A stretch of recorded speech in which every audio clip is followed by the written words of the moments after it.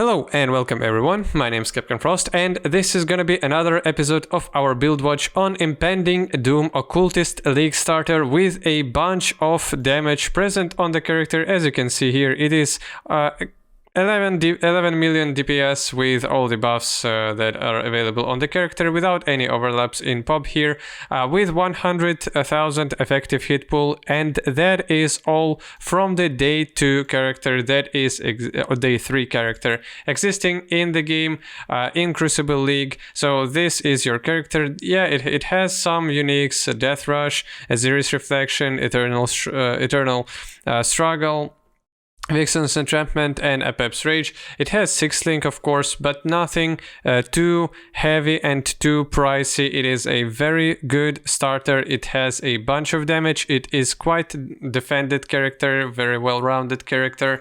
Yeah, and if you like the Impending Doom or Doom Blast, yeah, name it however you want, you probably would really like this character.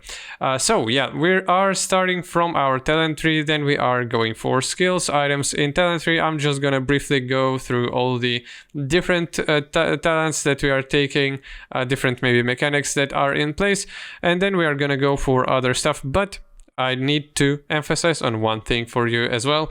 Definitely subscribe to the channel if you want more content like this. If you like builds for PoE or just regular PoE content, there is gonna be more content like this. And if there are at least 30-40 subscribers from this video alone, I'm definitely gonna produce even more videos. Like I've reached with my on a conclusion with myself that if a video gets for 20, 30, 40 subscribers, I'm definitely gonna do 2 videos just for that results alone, and I'm gonna produce them in as short time period as possible. So if you want more videos on my channel, if you want more different guides on different skills covered up, then definitely do subscribe.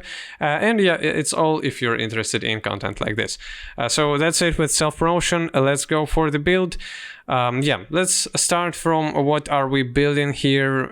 In general, we are going for Eldritch Battery, which means that our energy shield is gonna be our pseudo mana, so we will reserve all our mana. We wouldn't really use it at all. And then our energy shield will be on top of our mana. It will be spent instead of mana, and it will recharge pretty fast. You wouldn't have any problems with mana. We are getting it's a life-based character, so we are trying to get life stuff as much as possible as well, and some, yeah, and as you can see here, some energy shield increases as well. Then we are going for all the things that are curse related, that are chaos damage related.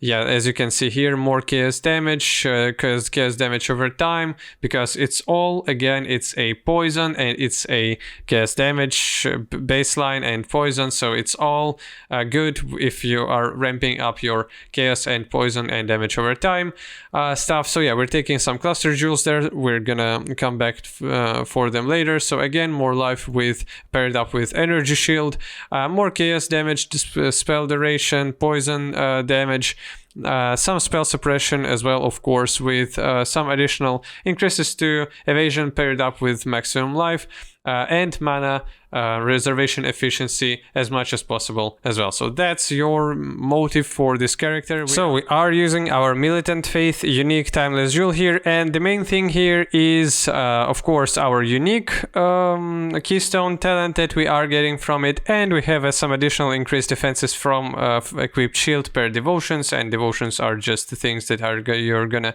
get on small and big talent points. So we are using Aziri's Reflection. It gives us a bunch of evasion rating, it gives us a bunch of energy shield, and it's all gonna be increased from the devotion in here. And then we are using Power of Purpose. So as you can see here, without it we have 1000 mana, and we are reserving anyways all of it, and with it we have only 200 mana, and so 800 mana is converted to twice that much of armor, which means that it's that's a free 1,500 armor. Yeah, 1500 of armor. So yeah, that's why we're using it. It's not required, but it will give you additional defenses against physical damage, and it's just going to be pretty good for you.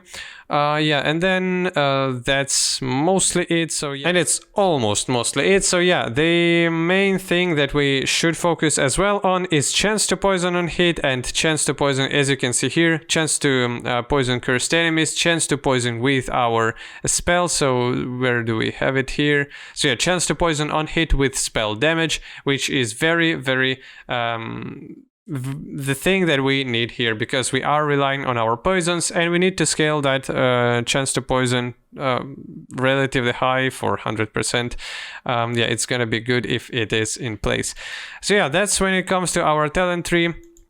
If you want to look at our jewels, our regular jewels are just gonna be with a similar stats. Then we have our militant faith, and then we have our clusters, one big cluster part of our talent tree that gives us again chaos damage, skill, effect, duration, chance to hinder enemies, more increases to chaos damage, and with our medium jewels we are taking increased chaos damage over time on both of them, and there we have either damage over time increases or duration of ailments on enemies, which is very good with poison, and we have additional chance to poison on hit with spell damage. Spell skills have additional damage over time multipliers and stuff like that. And then with our regular jewels finishing everything up, we have increases to damage over time, some maximum life, poison duration, poison chance, and yeah, just it's all kind of similar, and there's nothing too crazy about it at all. Then if we are gonna go to our skills, our main setup uses temporal chains with Impending Doom, which is gonna be your main damaging ability, how Impending Doom works with the curses. Then we are taking Cruelty, we are taking Awakened Spell Cascade or just Spell Cascade, Void Manipulation, and Awakened Unbound Ailments.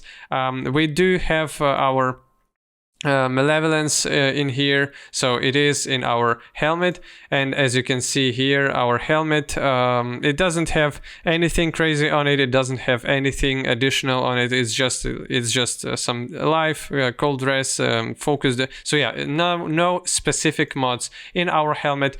So we do have Divine Blessing with Malevolence and Inspiration here. Inspiration is for Malevolence to cost less mana or energy shield in our case.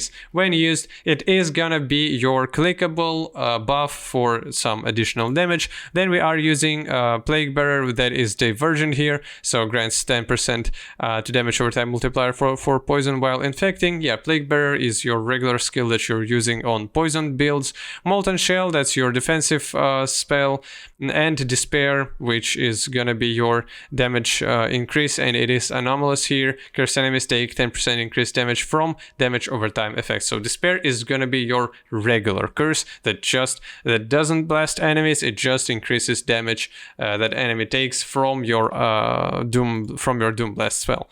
Then we are taking Withering Step as our just speed up through the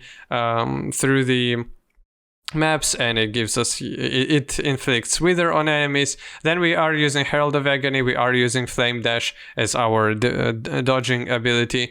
Then we are using, again, as we do have a bunch of extra curses in different places in our build, we can apply multiple of them, and oh, by the way, we didn't really went into our Ascendancy. So in Ascendancy we are taking some regeneration to Energy Shield, cannot be stunned while you have Energy Shield, which is very good because you probably will always have your Energy Shield up, as you wouldn't really spend it too much on your skills. Then we are taking Void Beacon, we are taking Withering Presence, which is again your damage multipliers and your some Chaos Rest, which is very handy as well. We are taking Profane Bloom for better clear. And then when it comes to continuing our skills, we see here Punishment, we see here Enfeeble, Despair, and Spell Cascade, and it all socketed in our gloves. And with our gloves, as we can see here, trigger socketed curse spell when you cast a curse spell with a 0.25 second cooldown. some energy shield, 0.2% of spell damage, leech this energy shield for each curse on enemy. You can apply an additional curse, and curse skills have increased cast speed. So whenever you are using your temporal chains from your main link, all these curses are gonna be procced. Yeah, and that's gonna be pretty good for you. So they all have spell cascade. Yeah, and that's mostly it. Then when it comes to our boots, we do have here Grace, which gives us additional an evasion rating that is defensive aura. We do have shield charge with faster attacks. It's just our travel spell, and determination, again defensive aura. On-kill monster explosion is profane. It is a profane bloom from our ascendancy. Then when it comes to our items, we do have as our main weapon Apep's Rage. It gives us some chaos rest, some poisons you inflict deal damage 40% faster, which is very, very good. We don't really care about lose 40 mana when you use a skill. It adds a bunch of flat chaos damage to spells. It gives us increased cast speed as well. Then with our shield, we are using a Series Reflection, which is very good. You have your Hex Reflection, you are unaffected by curses. You do have a bunch of res here, just evasion rating, energy shield as well. With helmet, it's just defensive helmet with baseline resistances, life, some armor, evasion, and we do have increased duration of ailments you inflict while focused, and this synergizes very well with poisons. Then on our body armor, we do have again as much armor, evasion, maximum life and resistances, and additional chance to suppress spell damage as well would be pretty good. So Vixen's entrapment we've already saw, it's an auto proc for your curses. Then with boots, we do see here movement speed, some resistances, and maximum life. Nothing special. Poisons you inflict deal damage faster. Very good multiplier here as well that you can get.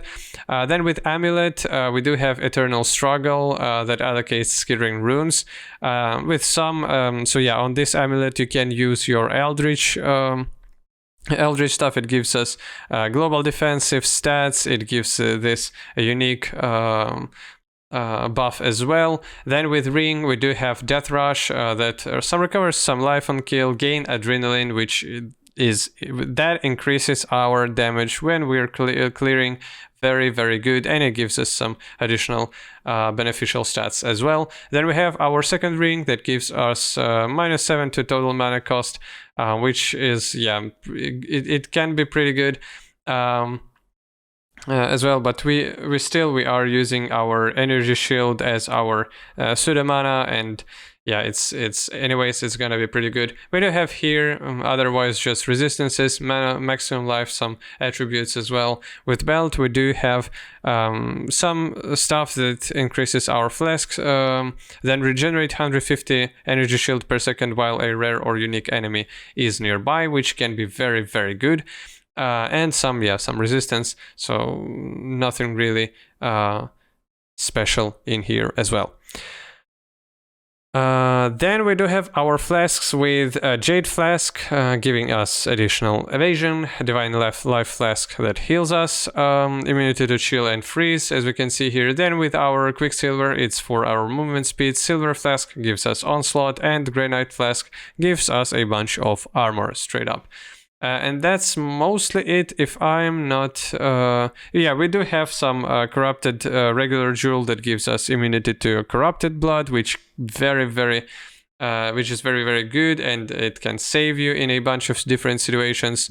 And otherwise, we've already saw everything that was in there. So yeah, here we have this powerful build that can be your starter, that doesn't require too many items. It probably a bit of a problematic stuff to run in SSF, but still can be pretty manageable, maybe with a different setup though.